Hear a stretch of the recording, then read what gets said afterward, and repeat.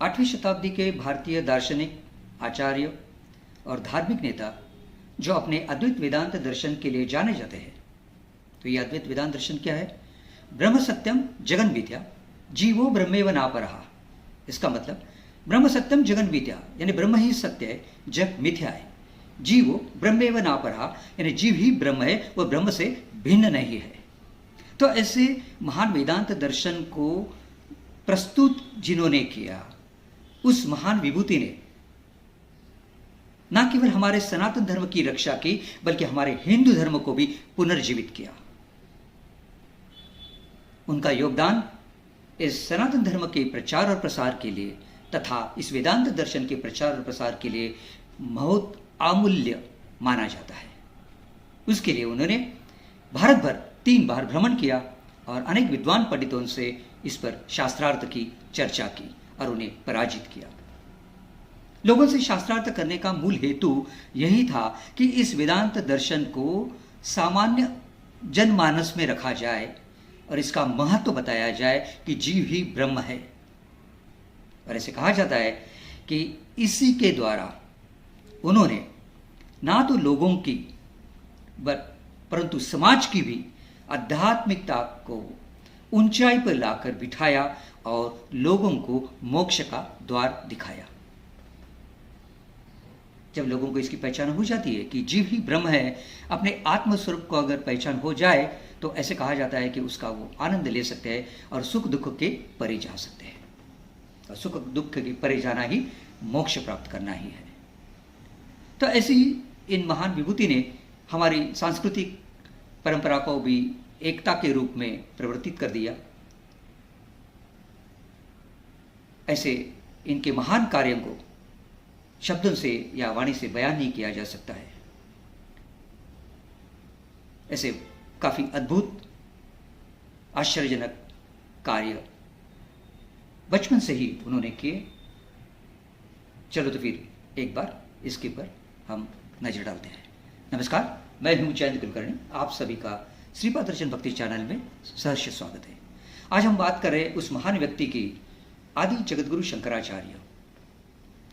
अब आदि जगतगुरु शंकराचार्य के बचपन की, इनकी जीवन शैली की और इनके कार्य की संक्षिप्त में पहचान करने के पूर्व हम मंगलाचरण के पुष्पों से उन्हें आदरांजलि प्रदान करना चाहते हैं। शंकरं शंकराचार्यं केशवं बादरायणं सूत्रभाष्यकृतो वंदे भगवन्तो पुनः पुनः श्रुतिस्मृतिपुराणम् आलयं करुणालयं नमामि भगवत्पादं शंकरं लोकशंकरं। ऐसे जगतगुरु शंकराचार्य को हमारा कोटि कोटि वंदन, कोटि कोटि प्रणाम। और आप सारे भक्तजनों के हृदयस्थ भगवान को भी मैं विनम्र से अभिवादन करता हूँ। तो अब हम संक्षिप्त में जान लेंगे आदि जगतगुरु शंकराचार्य के कार्य को और इनकी जीवन शैली को। अब अगर हम इस सृष्टि की जब स्थिति हुई थी, इस सृष्टि का जब निर्माण हुआ था, उस समय अगर देखा जाए तो केवल सनातन धर्म ही था और इसका आधार है शास्त्र पुराण।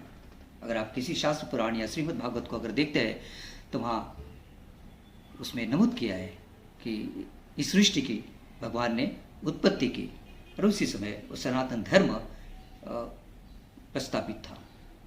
पर ऐसे कहा जाता है कि आस्ते आस्ते 5000 बरस के बाद, ये 5000 साल पहले जब कलियुग का प्रादुर्भाव हुआ, तब ऐसे कहा जाता है कि इस कलियुग के प्रभाव से विभिन्न धर्मों की संप्रदाय की स्थापना हुई, जिसमें मुख्यत्वे हिंदू धर्म है, जैन धर्म है और बौद्ध धर्म है।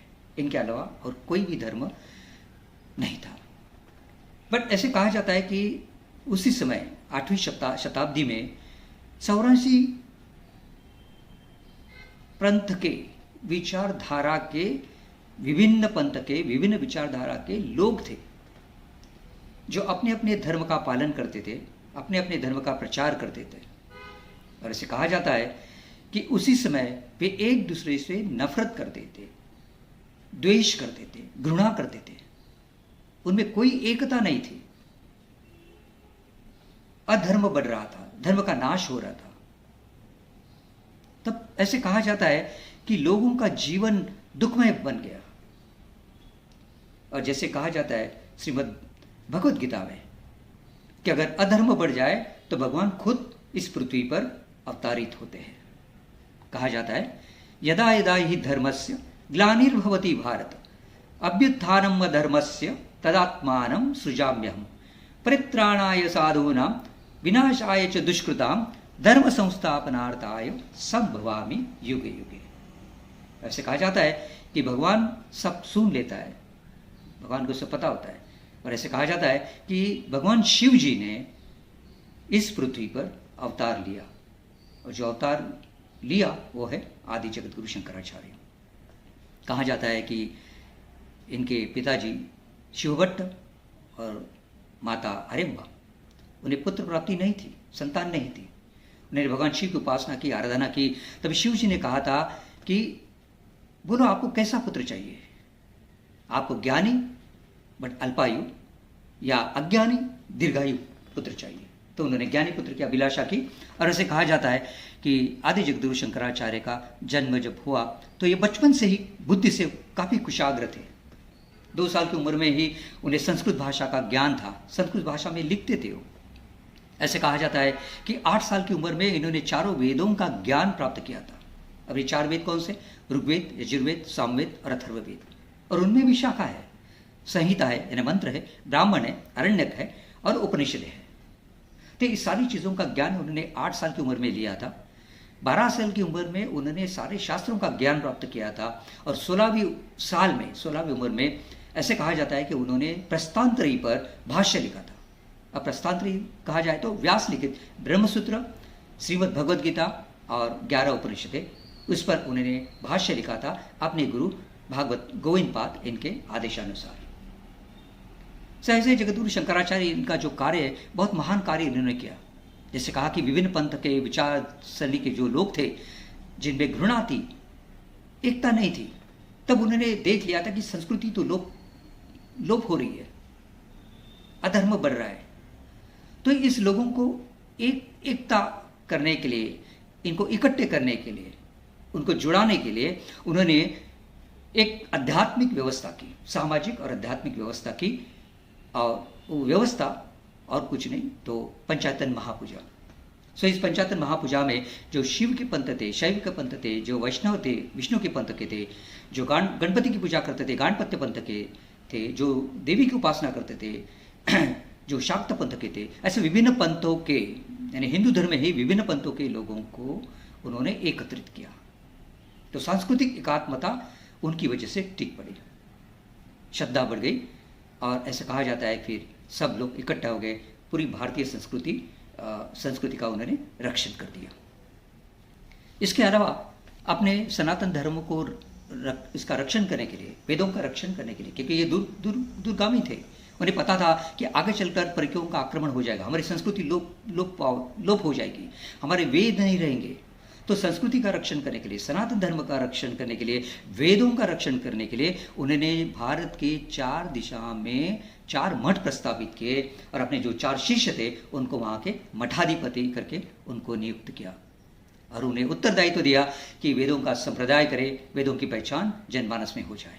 साथ ही में उन्होंने दशनामी संप्रदाय चालू किया जिसमें दंडी स्वामी और नागा साधु आते। दंडी स्वामी का उत्तरदायित्व रहेगा कि ज्ञान संपादन करना और लोगों को ज्ञान देना, जिस ज्ञान से वो ब्रह्म को जान सकते हैं, आत्मा ही ब्रह्म है, जीव ही ब्रह्म है, ये जान सकेंगे और अपना उद्धार कर पाएंगे, मोक्षता की प्राप्ति कर पाएंगे। और नागा साधु के द्वारा जिन्हें शस्त्र की शिक्षा दी गई थी, उन्होंने लोगों को भी शस्त्र की शिक्षा दी और अपना संरक्षण, समाज का संरक्षण, देश का संरक्षण कैसे करना, इसका उन्होंने ऐसा कर सकता है कि पाठ लोगों को दिया। तो ऐसे महान पुरुष जिन्होंने इस भारत की पहचान को आध्यात्मिक परंपरा के लिए भारत प्रचलित है और वही उसके विचारों द्वारा वो संस्कृति प्रकट होती है। तो हमारे यहाँ विभिन्न प्रांत होने के बावजूद, विभिन्न भाषाएं होने के बावजूद, विभिन्न धर्म के लोग होने के बावजूद सांस्कृतिक एकात्मता जुड़ी हुई है, सभ्यता जुड़ी हुई है।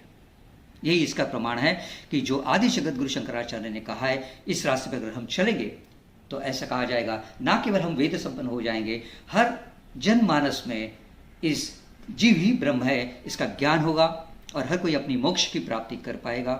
और साथ ही में अपना खुद का संरक्षण, अपने समाज का संरक्षण और अपने देश का संरक्षण कैसे करना है, जो पाठ हमें आदि जगत गुरु शंकराचार्य ने हमें दिया था, उस पर अगर हम उस रास्ते पर अगर हम चलेंगे तो ऐसा कहा जाएगा कि भारत आध्यात्मिक गुरु करके जल्द ही उसकी पहचान हो पाएगी, जब हम खुद आध्यात्मिक मार्ग पे चलेंगे और शंकराचार्य के दिए हुए मार्ग पर चल के उसका पालन करेंगे। आशा करता हूँ कि और विनती करता हूँ सबको कि हम इनके आदेशों का पालन करें और अपने जीवन में आनंद ले आए। यही वेदांत सिद्धांत को जानकर ब्रह्म सत्यम जगन मीठा जीवो ब्रह्मणाव रहा।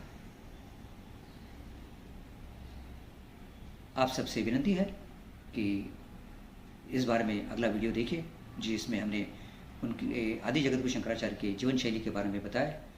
ये पहचान हमारे हर भारतीय नागरिक को होनी चाहिए, हमारी संस्कृति का परिचय होना चाहिए और हमारा खुद का रक्षण कैसे करना है, हमें क्या पढ़ाया गया है, हमारे सामने क्या आदर्श दिया है आदि जगत गुरु शंकराचार्य ने, उसका कैसे पालन करना चाहिए। इसके लिए इस वीडियो को कृपया देखिए, सब्सक्राइब कीजिए ताकि अगला नोटिफिकेशन आपको मिल जाएगा। ध्यान में रखिए कि ये जो भी वीडियो हम बनाते हैं ये अभ्यासपूर्वक बनाते हैं और आशा करता है कि इसका लाभ आपको व्यवहारिकता से और आध्यात्मिक के रूप में जरूर होगा और आपके जीवन में आनंद जरूर आप प्राप्त कर सकेंगे। अब प्रार्थना करता हूँ नर्मदा जी से, श्री स्वामी समर्थ श्री दत्तात्रेय, कि आप सभी लोगों का जीवन आनंदमय हो जाए और आज की ये सेवा नर्मदा मैया के चरण में, श्री स्वामी समर्थ और श्री दत्तात्रेय के चरण में और आदि जगत गुरु शंकराचार्य उनके चरण में और मेरे गुरु श्री शरद शास्त्री जोशी महाराज वासुदेव निवास पुणे, इनके चरणों में समर्पित करता हूँ और मेरे शब्दों को यहाँ विराम देता हूँ। नर्मदे हर अवधूत चिंतन श्री गुरुदेव दत्त गुरुदेव दत्त गुरुदेव दत्त।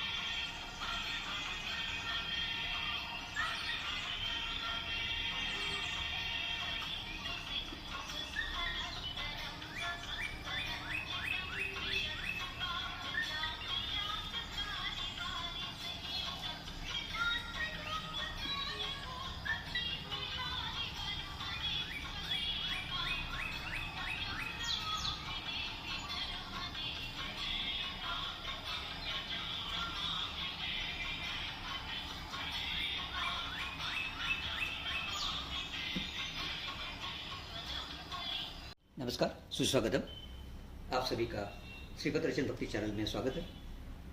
अब हम परिचय कर लेंगे आदि जगत गुरु शंकराचार्य, 8वीं शताब्दी के भारतीय दार्शनिक, आचार्य और धार्मिक नेता, जिसने अपने अद्वैत वेदांत दर्शन के लिए वो जाने जाते हैं और ऐसे कहते हैं कि इस महान विभूति ने सनातन धर्म की रक्षा की, हिंदू धर्म को पुनर्जीवित किया और जिनका योगदान भारत के इतिहास में इतना महत्वपूर्ण है कि जिनकी वजह से आज ये हिंदू संस्कृति, हिंदू धर्म या सनातन धर्म टिका हुआ है। उन्होंने न केवल सनातन धर्म की रक्षा की, बल्कि सनातन धर्म का और वेदांत का प्रचार और प्रसार किया। और वैसे ही अपने अद्वैत वेदांत दर्शन सिद्धांत के लिए भारत भर 3 बार भ्रमण किया और सारे विद्वानों से शास्त्रार्थ की चर्चा की। जिन जिन विद्वानों से उन्होंने शास्त्रार्थ की और उन्हें उस शास्त्रार्थ में पराजय किया, उनको बड़े सम्मान पूर्वक अपना शिष्य बनाकर उन्होंने उनके ऊपर एक महत्वपूर्ण उत्तरदायित्व रख दिया था। वो काफी दूरदर्शी धोरण के थे। उन्होंने जान लिया था कि भारत की संस्कृति को जतन करना बड़ा महत्वपूर्ण काम है, इस वेदों की रक्षा करना महत्वपूर्ण काम है, लोगों को ज्ञान देना, शिक्षा देना महत्वपूर्ण काम है। और इसके लिए उन्होंने भारत के 4 दिशा में 4 मठों की स्थापना की और अपने 4 प्रिय शिष्यों को उसके मठाधिपति बनाए और उनको उत्तरदायित्व दिया कि वेदों का संप्रदाय चालू रखे, वेदों की पहचान जनमानस में हो जाए, ताकि जो अद्वैत वेदांत है, ब्रह्म सत्यम जगन मिथ्या, जीवो ब्रह्मैव नापरः, इसकी अनुभूति हर कोई ले और मोक्ष के द्वार उनके लिए खुल जाए। तो सनातन धर्म और हिंदू धर्म को पुनर्जीवित ही नहीं किया, बल्कि उन्होंने हर इंसान के रक्षण के लिए, रक्षा के लिए, समाज की रक्षा के लिए और इस देश की रक्षा के लिए उन्होंने दशनामी संप्रदाय चालू किया। उस दशनामी संप्रदाय में जो दंडी स्वामी और नागा साधु आते हैं, उनके ऊपर भी एक महत्वपूर्ण उत्तरदायित्व दिया। वो क्या है, ये आज हम देखेंगे। आदि शंकराचार्य जो वैदिक विद्वान, दार्शनिक और अद्वैत वेदांत के आचार्य थे, उनके समकालीन प्राचीन वैदिक परंपरा को समझने में उन्होंने महत्वपूर्ण योगदान दिया। विशेष रूप से हिंदू धर्म की वेदांत परंपरा में उन्होंने सुधार किया और ऐसे कहा जाता है कि ये भारत की सबसे महत्वपूर्ण आध्यात्मिक परंपरा बनी रही। इनका जन्म 728 में वैशाख मास के शुक्ल पक्ष की पंचमी तिथि को हुआ। आदि शंकराचार्य ने 8 वर्ष की आयु में सभी वेदों का ज्ञान प्राप्त कर लिया था। देश की सांस्कृतिक एकात्मता के लिए इन्होंने सांस्कृतिक और आध्यात्मिक एकता के लिए विशेष व्यवस्था की थी, जिसमें पंचायतन पूजा और 4 मठों की स्थापना आ जाती है। वैसे ही धर्म का रक्षण और संस्कृति का रक्षण करने के लिए उन्होंने दशनामी संप्रदाय स्थापित किया और उस दशनामी संप्रदाय में जो उत्तरदायित्व दंडी साधु और नागा साधु को दिया था, इसके ऊपर हम बात करेंगे। इनके 4 शिष्य पदमपद, हस्तमालक, मंडन मिश्र और तुटकाचार्य, जिनको उन्होंने 4 मठ जो 4 दिशाओं में स्थापित किए थे, उनके उस मठों का मठाधिपति बनाया और वेदों का संप्रदाय चालू रखने के लिए उत्तरदायित्व उनके ऊपर रखा। उनकी ग्रंथ संपदा में व्यास लिखित ब्रह्मसूत्र और 11 उपनिषदें और भगवद गीता, इस पर उन्होंने अपने गुरु गोविंद भागवत पाद के आदेशानुसार इस पर भाष्य की। ये भाष्य काफी प्रसिद्ध है। ऐसे कहा जाता है कि जगतगुरु शंकराचार्य ये शिवजी का अवतार है और जैसे कहा जाता है कि अगर धर्म का ह्रास होता है तो भगवान इस पृथ्वी पर अवतरित होते हैं, वैसे ही इस आदि शंकराचार्य ये भगवान शिव के प्रसाद रूप यहाँ उनके माँ पिताजी को प्राप्त हुए। अब उनकी अपन ये बचपन की कथा देखेंगे। इनका जन्म दक्षिण भारत में पूर्णा नदी के तीर पर कलाडी नाम के ग्राम में नंबूदरी यजुर्वेद शाखा के ब्राह्मण कुल में हुआ था। इनके पिता का नाम शिवगुरु और माता का नाम अंबिका था। ऐसा माना जाता है कि उन्हें संतान नहीं थी, काफी साल संतान नहीं थी, तो उन्होंने भगवान शिव की आराधना की, तपस्या की। भगवान शिव जी प्रसन्न हुए और उन्होंने कहा कि आपको दीर्घायु पुत्र चाहिए या ज्ञानी पुत्र चाहिए। तो उन्होंने ज्ञानी पुत्र की अभिलाषा की और शंकर भगवान की कृपा से उन्हें पुत्र की प्राप्ति हुई, जिसका नाम उन्होंने शंकर से रखा।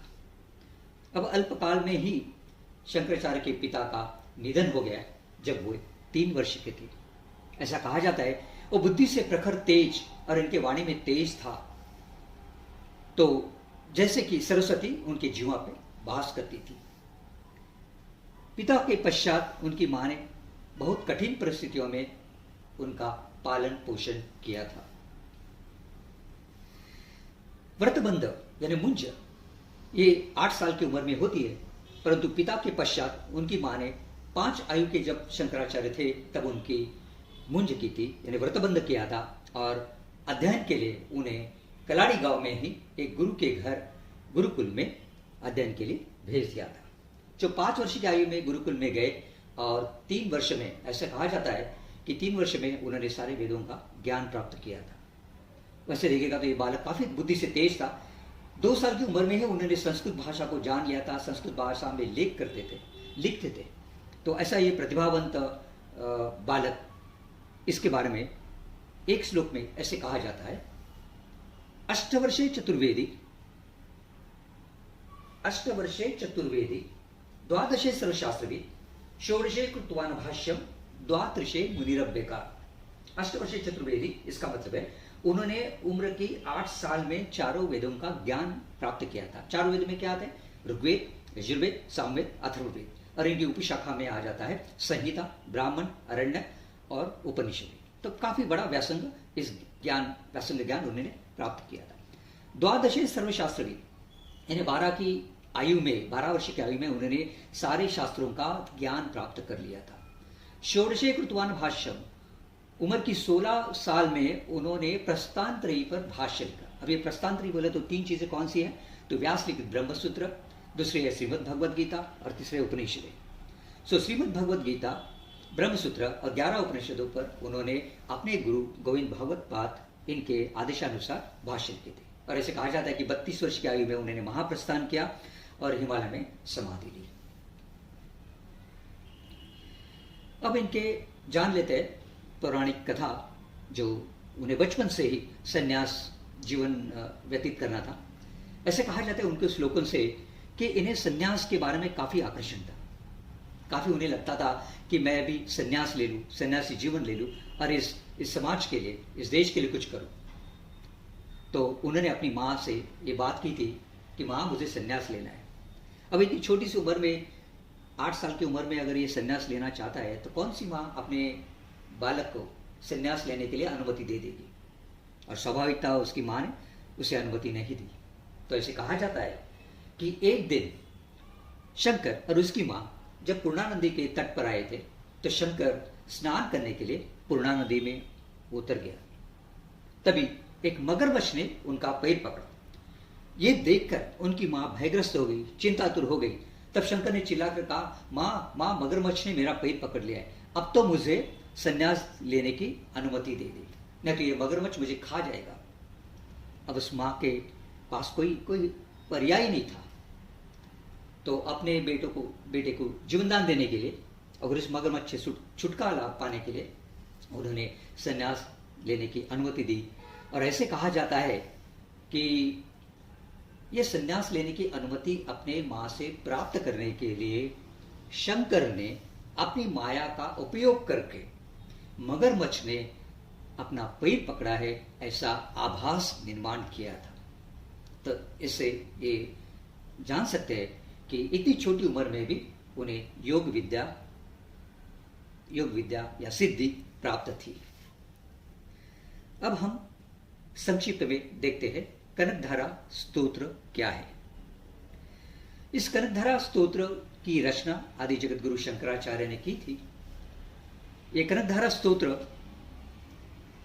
यानी भगवान लक्ष्मी की हुई स्तुति स्तोत्र प्रार्थना है, जिसमें उसकी प्रशंसा की जाती है, उसके गुणों की प्रशंसा की जाती है। तो ये स्तोत्र जगत गुरु शंकराचार्य ने किस तरह रचा था, इसकी कहानी हम देखेंगे। इसकी एक दंत कथा है। बट ऐसे कहा जाता है कि ये कनक स्तोत्र सबसे शक्तिशाली स्तोत्र है। यानी जितने भी स्तोत्र इस अनेक संतों ने लिखे, उस सारे स्तोत्र में ये स्तोत्र काफी प्रभावी स्तोत्र है। इस स्तोत्र में मधुरता का सर्वोच्च भक्तिमान ऐसा भाव है। इस स्तोत्र के हर शब्द में मधुरता है, माधुर्य है और भक्ति है।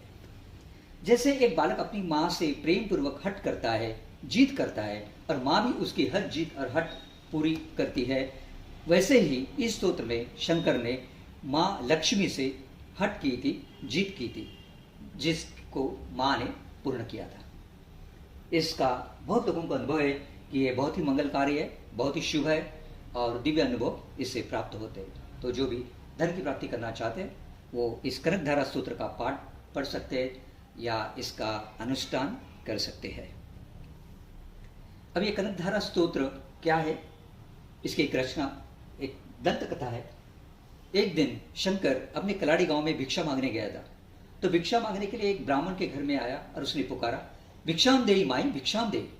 वो सुनकर वो स्त्री घर में अनाज ढूंढ रही थी, कुछ तो खाने के लिए उसको देने के लिए, भिक्षा के लिए ढूंढ रही थी, पर घर में चावल का एक दाना भी नहीं था।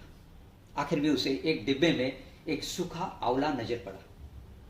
उसने वो आंवला ले लिया और वो बाहर आई और उसने वो आंवला उसकी झोली में डालकर कहा, बेटा आज के लिए इतना ही है, कल आ जाना, कल जरूर तुझे कुछ अच्छा भोजन दे दूंगी, कुछ अच्छा भिक्षा दे दूंगी, अच्छी सी भिक्षा दे दूंगी। उसका वो करुणामय अंतःकरण, उसकी उदारता देखकर शंकर को थोड़ा स्मित आया, पर थोड़ी देर में उसने एहसास किया कि इसके पास इतना दारिद्र है कि घर में खाने के लिए कुछ नहीं है, खाने के लिए सब मोहताज है।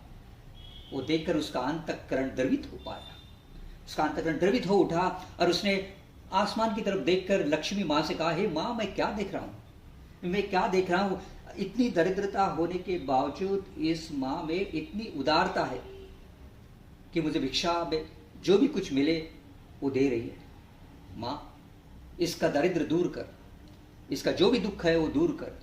ऐसा कह के उन्होंने उस लक्ष्मी माँ की स्तुति में एक स्तोत्र की रचना की और उस स्तोत्र को कनकधारा स्तोत्र कहा जाता है। जैसे कहा कि इस कनकधारा स्तोत्र में लक्ष्मी माँ की स्तुति की है, उसको भ्रमरी कहा गया है, उसके आंखों की स्तुति की गई, उसके सारे अंगों की स्तुति की गई, उसके दिव्य तेज रूप की स्तुति की गई है, और उसे प्रार्थना की गई है कि हे माँ, तू मुझ पर कृपा कर, और मैंने जो वरदान मांगा है कि इस ब्राह्मण स्त्री का दरिद्र दूर हो जाए, ये इच्छा मेरी आप पूरी करना। ऐसे आचार्य शंकर ने लक्ष्मी माता से कहा। तो स्तोत्र क्या है, एक बार थोड़ा नजर डालते थे।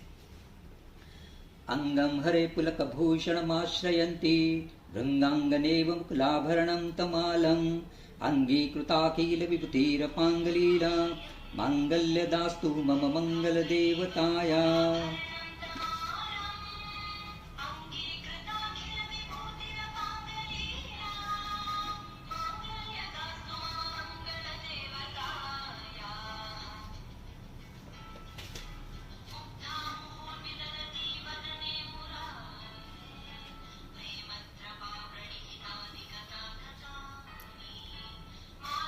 ऐसे कहा जाता है कि इस भजन से और शंकराचार्य के सकारात्मक शब्दों के प्रभाव से आकाश से सुनहरे आंवले की वर्षा हुई और सारी धन की प्राप्ति उस स्त्री को हो गई और उसका दरिद्र दूर हो गया। ऐसे ही कनक स्तोत्र की कथा है। अब हम जान लेते आदि शंकराचार्य और उनके गुरु भागवत श्री गोविंद पाद, इनकी मुलाकात एक दिव्य चमत्कार से भरी हुई है, ऐसे कहा जाता है। तो वो दिव्य चमत्कार क्या है वो देखते हैं, और वैसे ही नर्मदाष्टक स्तोत्र की रचना कैसे हुई इसके ऊपर एक नजर डालते हैं।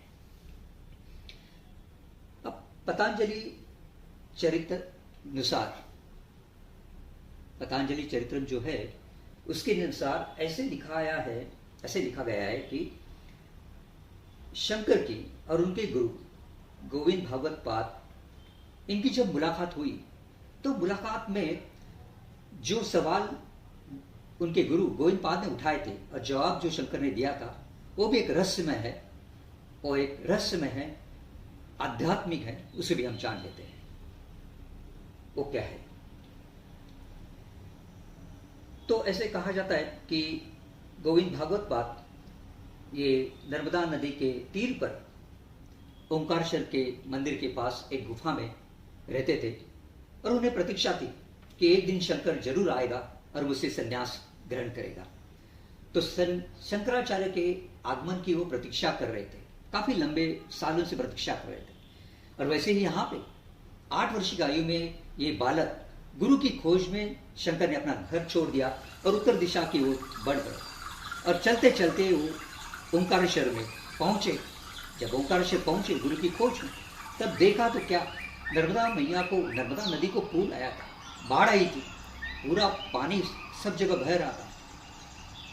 उन्हें ज्ञात हुआ कि मेरे गुरु उत्तर तट पर एक गुफा में समाधि अवस्था में है। लेकिन ये चिंता हो गई उनको कि नदी का जल आस्ते आस्ते बढ़ रहा है, ये रुकने का नाम नहीं ले रहा था। अगर ये पानी अगर ऐसे ही बढ़ते गया, ये प्रवाह अगर ऐसे ही बढ़ते गया, तो ये पानी मेरे गुरु के गुफा में जाएगा और मेरी गुरु की जो समाधि अवस्था है वो भंग हो जाएगी। ये जानकर चिंतातुर होके शंकर ने नर्मदा मैया से प्रार्थना की और कहा कि मैया, हम आपके बच्चे जैसे हैं, मेरे गुरु समाधि अवस्था में है, यदि आपका जल गुफा में गया तो मेरे गुरु की समाधि टूट जाएगी, इसलिए कृपा करो और ये जल को, प्रवाह को रोक ले। ऐसा करके उन्होंने जो स्तोत्र की रचना की, स्तुति की, वो नर्मदाष्टक स्तोत्र।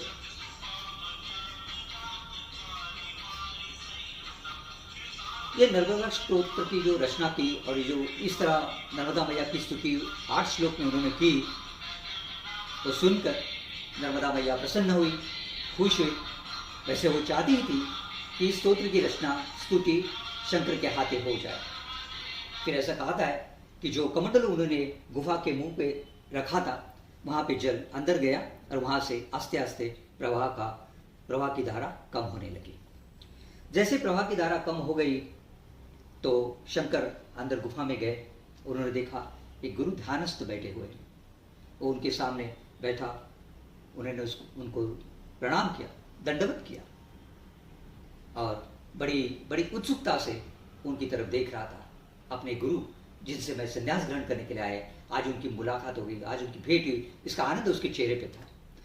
जब गुरु गोविंद पाद अपने समाधि से, अपने ध्यान से जाग उठे तो सामने देखते तो क्या, एक छोटा सा बालक, तेजस्वी बालक, जिसके चेहरे पर स्मित हास्य, जो इस तरह से आंखों में चमक लेके बैठा था जैसे कि वो इंतजार कर रहा है कि कभी आप मुझे अपना शिष्य बनाओगे। तो बड़ी उत्सुकता से उन्होंने पूछा, कौन है आप? तब शंकर ने 10 श्लोक में इसका जो जवाब दिया, जो 10 श्लोक के नाम से प्रसिद्ध है। तो उन्होंने कहा, ना मैं पृथ्वी हूं, ना मैं अग्नि हूं, ना मैं वायु हूं, ना मैं इंद्रिया हूं, ना इनका कोई संयोजन हो। मैं स्वयं शिव हूं, शुद्ध चेतना हूं। और उनके मुख से जो श्लोक निकला वो सुनकर गोविंद पाद की आंखों में आंसू आ गए।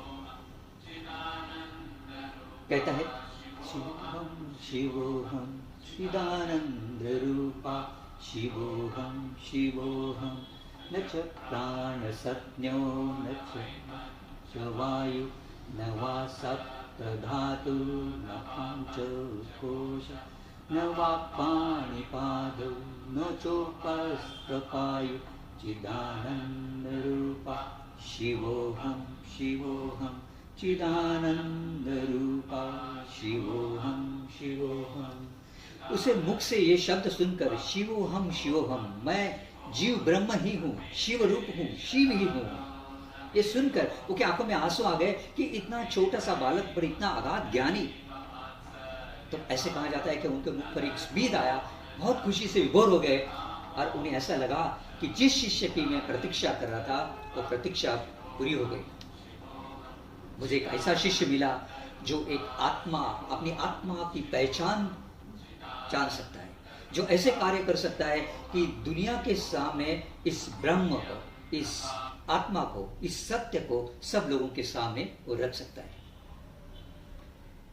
तो ये जो स्तोत्र है, निर्वाण षटकम मंत्र है, अगर आप भी सब लोग इसका पाठ करेंगे तो ऐसे कहा जाता है कि अधिकतम इसका पाठ करने से हमारा अहंकार गल पड़ता है और हमारे भीतर ही अपना मन जुट जाता है और हमारे वास्तविक रूप का एक न एक दिन हमें अपने स्वरूप का दर्शन हो जाता है, जिसे आत्मानुभव या आत्मानुभूति कहा जाता है। अब जैसे कहा, गोविंद भागवत पाद काफी खुशी से विभोर उठे और उन्हें लगा कि अब मैं इसको शिष्य करके स्वीकार करता हूं, और उसे उन्होंने सन्यास की दीक्षा दी और उपनिषदों के 4 महान श्लोकों का उपदेश किया, जिसमें ईश्वर ही सत्य है, ब्रह्म सत्य है, अहम ब्रह्मस्मि तत्त्वमसि, इन 4 शब्दों का उपदेश दिया। वैसे ही उन्होंने आशीर्वाद दिया कि तुम विश्व के जगत गुरु हो जाएंगे और जगत गुरु के नाम से जाने जाएंगे। उन्होंने शंकर को ब्रह्मसूत्र, उपनिषद और भगवद गीता पर भाष्य लिखने का आदेश दिया तथा इस अद्वैत दर्शन को, सिद्धांत को, ब्रह्म सत्यम जगन मिथ्या, इस अद्वैत सिद्धांत को जग भर में उसका प्रचार और प्रसार करने के लिए उसकी नियुक्ति की और उसे आदेश दे दिया। और उनके आदेशानुसार ऐसे कहते हैं कि शंकराचार्य वहां से निकले और उन्होंने पूरी शिक्षा प्राप्त करने के बाद भारत भर 3 बार भ्रमण किया और सारे विद्वान लोगों से शास्त्रार्थ किया। अब क्या शास्त्रार्थ किया, इसके बाद हम आगे देखते हैं। पहले अब देखते हैं, ये नरसिंहपुर में जो मध्य प्रदेश में स्थान आ जाता है, तो इस स्थान में जो पैदल परिक्रमावासी करते हैं, तो धूमकड़ करके एक स्थान है, वहाँ पे बहुत बड़ा सुंदर सा समाधि मंदिर भगवान गोविंद पाद का है, भागवत गोविंद पाद का है। वहाँ पे जो मूर्ति है गोविंद पाद की और शंकराचार्य की, बहुत लोभस मोहक मूर्ति है, मंगलमय वातावरण है, दिवस्पंदन है। उस मंदिर से 1.5 किलोमीटर के अंतर पर ये गुफा है जहाँ पे दोनों की पादुका है, वहाँ आप जाकर पादुका के दर्शन कर सकते हैं। बड़ा मंगलमय लगता है। इस गुफा में उन्होंने काफ़ी समय बिताता, शंकराचार्य ने अपने गुरु गोविंद पाद के साथ काफ़ी समय बिताता।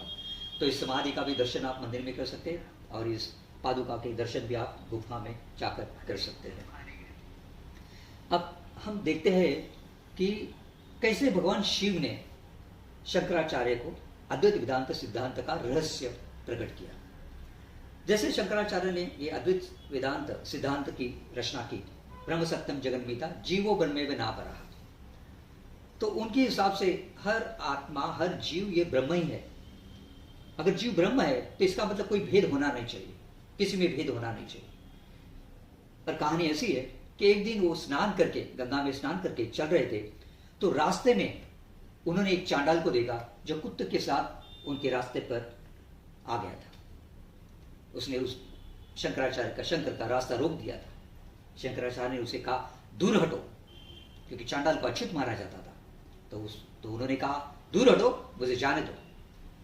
तब उस चांडाल ने उन्हें प्रति जवाब दे दिया, किसको दूर हटाने के लिए कह रहे हो, इस देह को या इस आत्मा को? फिर शंकराचार्य को समझ में आ गया कि वो क्या बात कर रहे हैं। उन्होंने कहा किसको दूर हटाने के लिए कह रहे हो, इस देह को बोल रहे हो या इस आत्मा को बोल रहे हो? तुम तो बोल रहे हो ब्रह्म सत्यम जगन मिथ्या जीवो ब्रह्मेव नापरः, जीव ही ब्रह्म है, तो ये जातीयवाद कैसे, ये चांडाल ब्राह्मण भेद कैसा? तब उन्हें ऐसा कहा जाता है, इस रहस्य का पता चला। इस रहस्य का पता चला कि ये जाति भेद है, ये जो अनेक धर्म है, अनेक पंथ है, तो अनेक पंथों में भेद करना, अनेक जाति में भेद करना उचित नहीं है। अगर मैं कहता हूं कि हर आत्मा, हर जीव ब्रह्म है, तो ये भेद नहीं होना चाहिए। और उन्होंने जान लिया ये इतना बड़ा ज्ञान देने वाला दूसरा कोई नहीं हो सकता भगवान शिव के अलावा। और उन्होंने साक्षात दंडवत कर दिया, प्रणाम किया, बोले भगवान मुझसे गलती हो गई, मुझे क्षमा कर देना, ईश्वर मुझे क्षमा कर देना। शिव जी ने बड़ी प्यार से उन्हें गले लगाया और कहा कि शंकर बड़ा कार्य कर रहा है, लेकिन जान ले इसका रहस्य, ब्रह्म सत्यम जगन मिथ्या जीवो ब्रह्मेव नापरः, जहां पे कोई जातिवाद, कोई पंथ के भिन्न भिन्न विचारधारा के लोगों के कितनी भी अगर द्वेष हो, कुछ भी हो, तो भी सारे लोगों में एकता होनी चाहिए। हर जीव को एक ही समान दृष्टि से दिखना चाहिए। और ऐसे कहा जाता है कि ये बड़ा रहस्य उन्हें समझ में आ गया कि अपनी दृष्टि में कैसे सुधार लाना है और हर किसी को, हर जाति, धर्म के, पंथ के लोगों को समान दृष्टि से देखना है। अब ऐसे कहा जाता है कि जब उनकी माँ ने उन्हें संन्यास लेने की अनुमति दी और उन्होंने 8वीं उम्र में अपना घर छोड़ा था, तो माँ ने कहा था, बेटा मेरे बुढ़ापे में तो जब मैं बीमार गिरूंगी तो जरूर तू आना मुझे देखने के लिए। तो ऐसे कहा जाता है कि जब वो भ्रमण कर रहे थे, वो तो सारे अंतर्गत उन्हें इतना ज्ञान था, इतनी सिद्धि थी, वो सारी चीज़ें जान लेते थे, पहचान लेते थे, अंतर्ज्ञानी थे। तो उन्हें ऐसा लगा, महसूस हुआ कि माँ मुझे बुला रही है, माँ बीमार है और उसका ये आखिरी क्षण है। तो तुरंत अपने गांव पहुंचे, केरला में कलाड़ी में पहुंचे। जैसे अपने घर पर पहुंचे, उन्होंने कहा, माँ मैं आया हूँ माँ।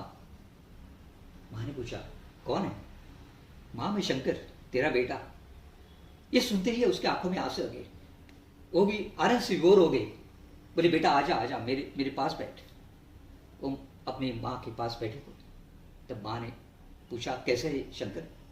बहुत दिनों के बाद, बहुत सालों के बाद तू आया है, सुना है तू अब जगत गुरु बन गया है। उसने कहा, माँ ये मेरे गुरु का आशीर्वाद है, वैसे ही तेरा भी आशीर्वाद है, इसलिए मैं जगत गुरु बन गया है। माँ ने कहा, सुना है कि तू भगवान से बात करता है, भगवान तुझे दिख पड़ता है, तो क्यों ना तू मुझे भगवान श्री कृष्ण का दर्शन करवा दे।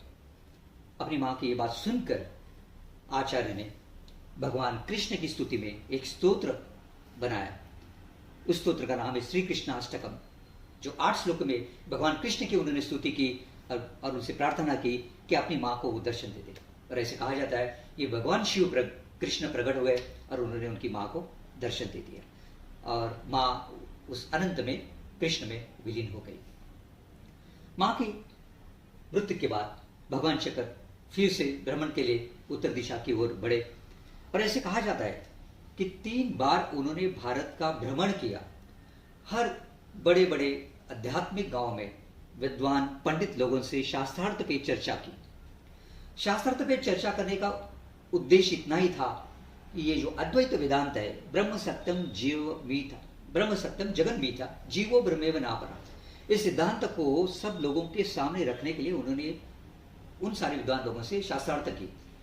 और ऐसा कहा जाता है कि जिन जिन लोगों को उन्होंने शास्त्रार्थ में पराजय किया, उनमें से बहुत सारे लोगों को उन्होंने बहुत सम्मान पूर्वक अपने पास रखा।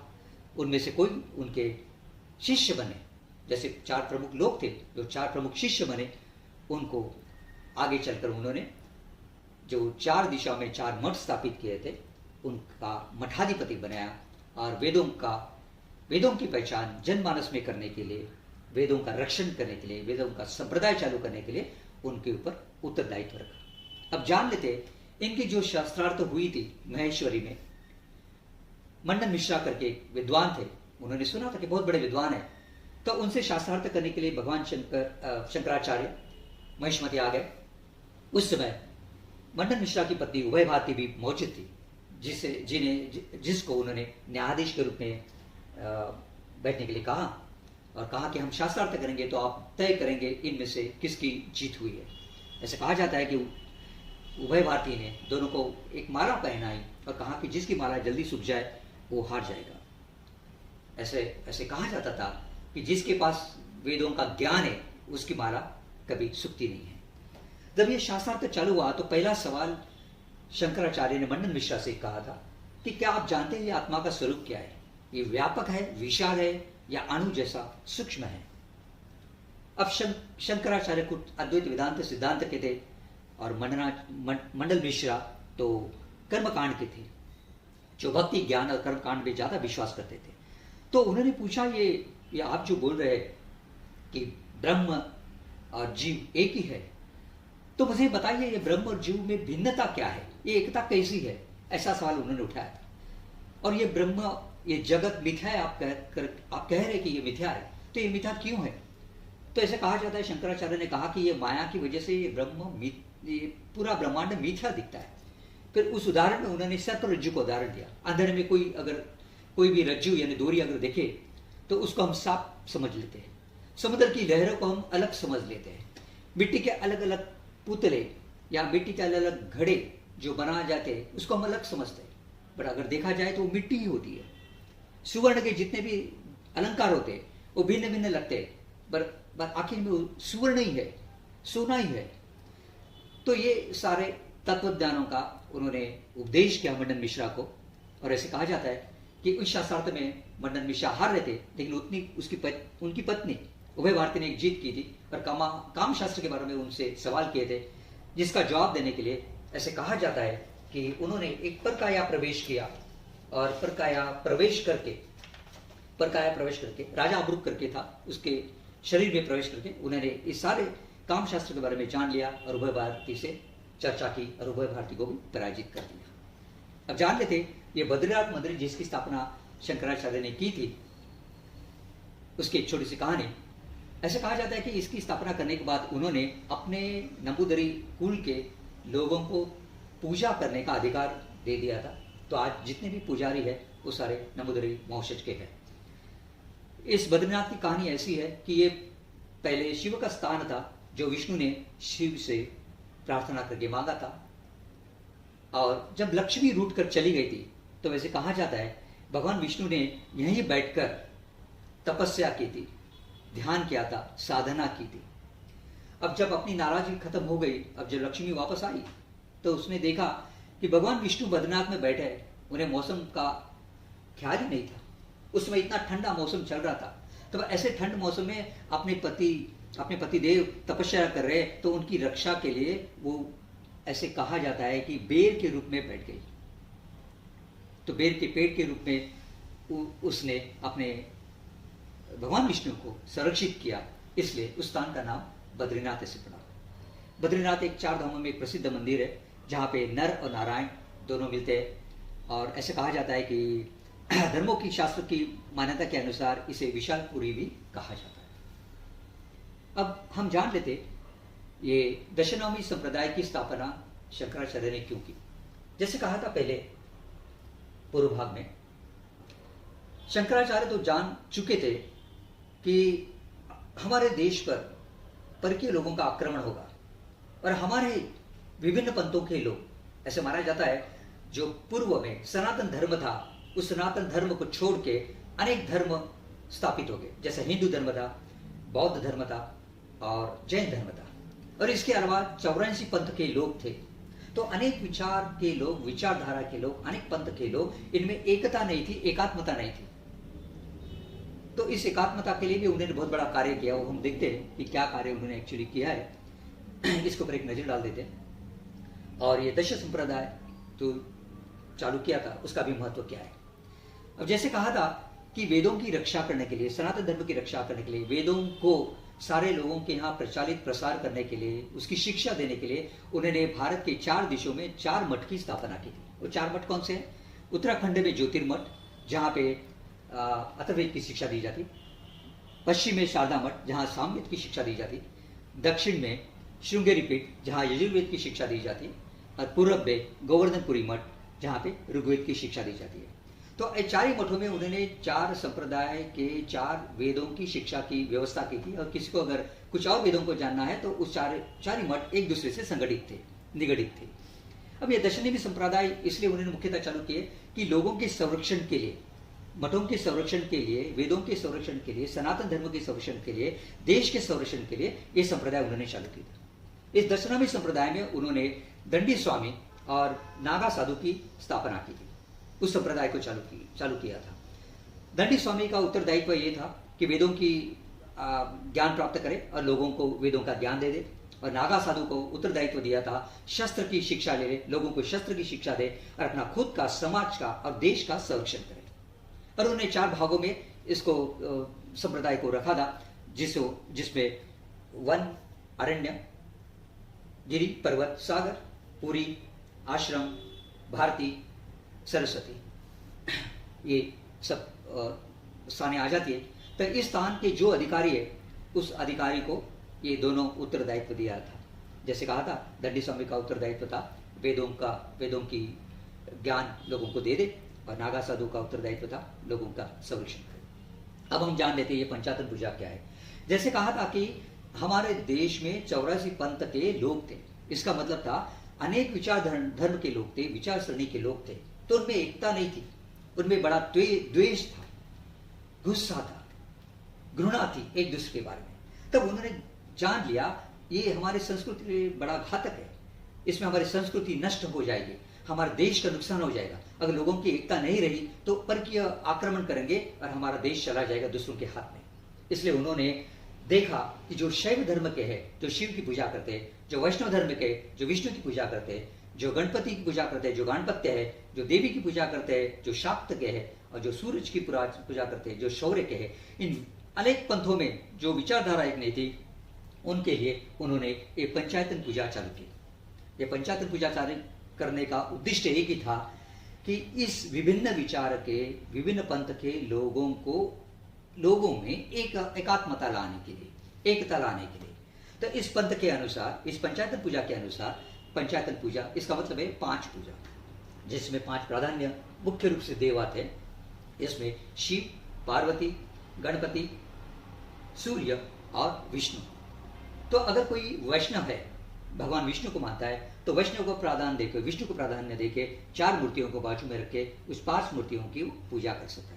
वैसे ही जो शैव को मानता है, भगवान शिव को मानता है, तो भगवान शिव को प्राधान्य देकर बाकी मूर्ति की पूजा की जा सकती है। तो ऐसे कहा जाता है कि इस पंचायतन में हर धर्म के, संप्रदाय के, विविध विचारों के लोगों में एकात्मता हो गई, सांस्कृतिक एकात्मता ये सुरक्षित हो गई, और लोगों को आध्यात्मिक विचारधारा बढ़ गई, और जो विभिन्न विचार के लोग थे वो एक हो गए, क्योंकि इस पूजा ने सारे संप्रदाय के लोगों को इकट्ठा किया था, ऐसे कहा जाता है। अब ये जो 4-5 भगवान है, शिव है, पार्वती है, गणपति है, सूर्य है और भगवान विष्णु है, तो ये 5 शक्तियां है। तो ये 5 शक्तियां जग में कार्य करती है, और इस शक्ति की जरूरत हर लोगों को है अपने कार्य के लिए, अपने विचार के लिए, अपने विचारधारा को एकता में रखने के लिए। इसलिए उन्होंने इस पंचायतन पूजा का पंचायतन पूजा की प्रथा चालू की, ताकि लोगों को इकट्ठा की जाए।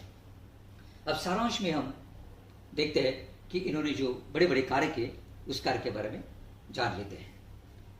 ऐसा कहते हैं कि ये भगवान शिव जी का अवतार है। जैसे पहले कहा था, जो उनके कार्य से ही पता चलता है, जो उन्होंने एकात्मता, सांस्कृतिक एकात्मता लेके अपने हिंदू धर्म का पुनर्स्थापन किया, पुनर्जीवन किया, सनातन धर्म की रक्षा की, सनातन धर्म का, वेदों का प्रचार प्रसार किया। अब इनके बारे में कहा जाए तो एक श्लोक में कहा जाता है, ब्रह्म सत्यम जगन मिथ्या, जीवो ब्रह्मेव नापरा, अनिल विद्यम सशास्त्रमिति, वेदांत डिंडिमः।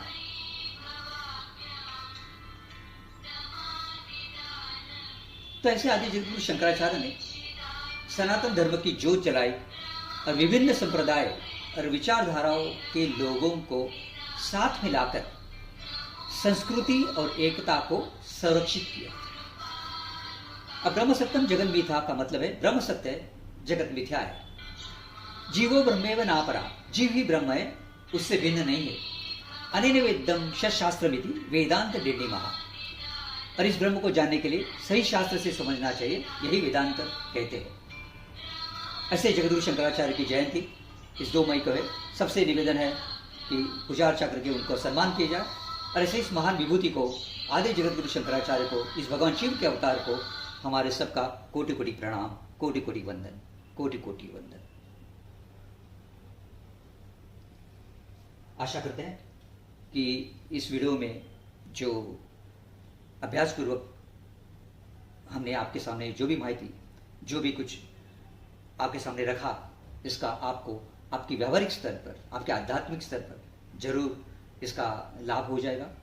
आपसे निवेदन है, प्रार्थना है कि इस चैनल को सब्सक्राइब करें, ताकि आपको नए वीडियोस की नोटिफिकेशन मिल जाए। इसको लाइक करें और हमारे साथ सदा जुड़े रहें, ताकि हम सबको इस आध्यात्मिक प्रेरणा में एक साथ चलकर हम अपनी खुद की भी आध्यात्मिक ऐसे कहा जाता है कि प्रगति कर सकते हैं। अब ये सेवा मैं नर्मदा मैया के चरण में, श्री स्वामी समर्थ श्री दत्तात्रेय और आदि जगतगुरु शंकराचार्य के चरणों में, और मेरे गुरु श्री शरद शास्त्री जोशी महाराज वासुदेव निवास पुणे, इनके चरणों में समर्पित करता हूँ। और आपको सबको धन्यवाद देता हूँ कि आपने आपका अमूल्य समय निकालकर इस वीडियो को देखा, और इसमें जो भी शिक्षा प्राप्त की, उससे अपने देश का, अपने लोगों का आध्यात्मिक विकास करें। इतना कहकर मैं अपने शब्दों को विराम देता हूँ।